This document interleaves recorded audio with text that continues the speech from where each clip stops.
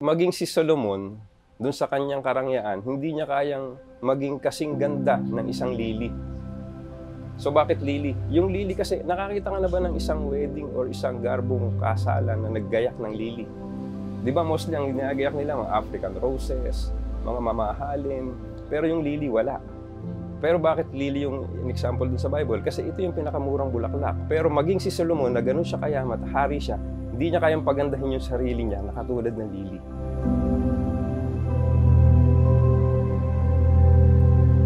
Ako si Alpon Casabuena, tubong Victoria, Laguna, pero kilala ako sa mundo ng sining bilang si Vox Populi.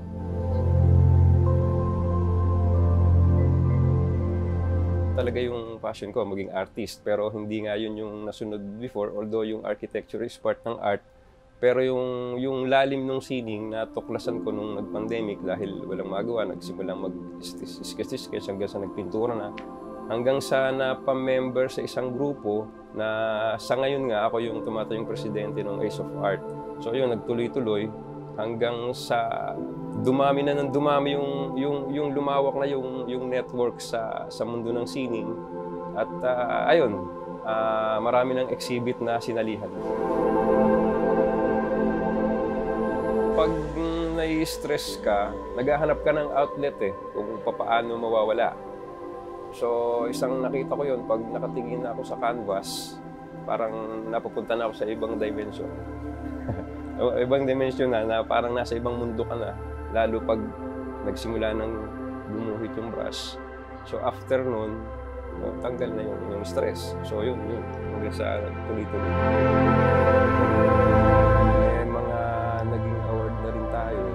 Bakit hindi naman malalaking event talaga, pero meron. Tapos yun nga, mas importante kasi sa akin yung nakakatulong sa ibang artist. So, or sa community. So, sa pamamagitan ng mga inilulunsad namin ng mga outreach, nakakatulong tayo. Magkakaiba kasi yung paintings kasi pag nasa canvas, may kaluluwa yun May kaluluwa pag nakita ng viewer, parang hinahatak siya nung hindi mo malaman kung ano yung entity na humahatak sa'yo. Unlike dun sa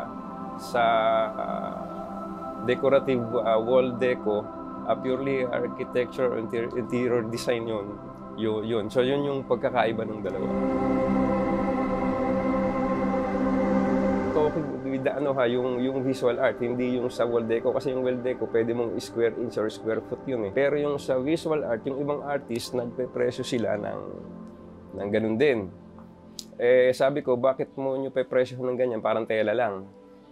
So depende sa artist kasi nakabatay sa ekonomiyang pangkalagayan ng isang artist yung pricing sa Pilipinas. Kasi let's say ako magpresyo ako ng 100,000 dun sa artwork ko, kahit 5 years na hindi mabenta yon, mabubuhay ako paano yung isang artist na nagpresyo siya ng 20,000 doon sa artwork niya?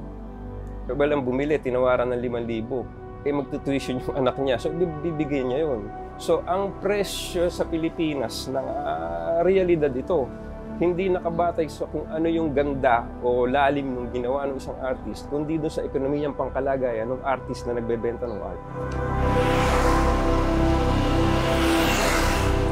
Let's say, abstract or surrealism. Tapos nakukuha nila yung meaning kasi lahat ng ginagawa ko may kwento. Kasi pag yung artwork mo, walang kwento, walang kwenta. Ganun din, let's say, gumawa ka nung artwork na galing doon sa materials na mas mura, tapos gumawa ka ng artwork na galing sa mas mahal na materials, pareho lang ng outcome siya. Ang sinasabi ko nga, ang hindi natin alam yung gaano katagal siya. Magkakarak ba yung sumurang materials or mag-fade ba siya? So yun. Mission natin is palaganapin pa yung sining hindi lang sa hanay naming mga artist, kundi dun sa bago pa lang din nagsisimula para maturuan sila at mapalawak pa yung komunidad ng mga artist. Nakita ko na yung kahalagahan o kagandahan ng decorative wall. So pag napalaganap natin at napasikat dito sa bansa, maraming actually ng trabaho. Kasi kung matuturuan ng decorative art yung mga let's say yung sa hanay ng mga pintor, Magki-create talaga ng trabaho yan kasi kung maraming tatawag na sa kanila na ito gusto kong magpalagay ng ganitong decorative sa wall ko. Although hindi lang dun sa mga bagong tinatayong building yan or sa mga bagong tinatayong bahay.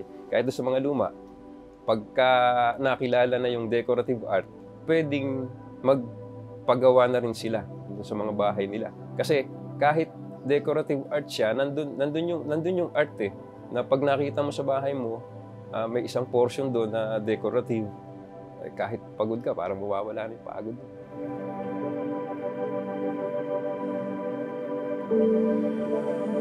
Oo naman, open siyempre. Oo, kasi malaking maitutulong yan eh, lalo kung magkukulab. Oo, kasi kami bilang organisasyon, naghahanap din kami ng mag-collab or mag-sponsor para magawa namin yung mga plano. Kasi yung particular yung Ace of Art mo, siyempre bagong organisasyon to, so wala itong masyadong pondo. Kung meron man, maliit lang. So paano ka mag-outreach or paano ka gagawa ng mga tutorial, paano mapapalaganap or matutulungan yung mga artist kung ganun lang yung pondo mo. So kami, naghahanap doon kami ng mag-sponsor o kung sino magkukulab para maisakatuparan yung mga plano.